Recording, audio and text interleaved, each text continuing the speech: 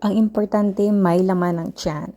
Hi, Mariana Adlaw. Ako pala si Ann, isang OFW dito sa Taiwan. And for today's video guys, ay nag-prepare ako dito ng breakfast ko at ni Alaga. Kaso, ayaw pala ni Alaga nito. Hindi kasi niya type ang mga ganitong pagkain. Kasi mahilig siya sa medyo matamis.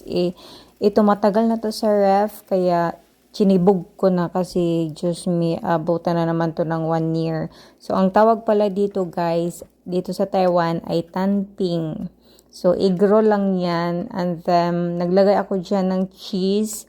Kasi may cheese dito sa bahay. Iwan ko sino ang nagdala. Basta pag off ko, meron na. And then, ganito lang naman siya kadali lutuin guys. Sobrang dali lang naman. At kung tawag dito, magtanong kayo kung masarap siya. For me, okay lang. Pero kung ikaw na first time mo makatikim is parang hindi mo siya to magugustuhan.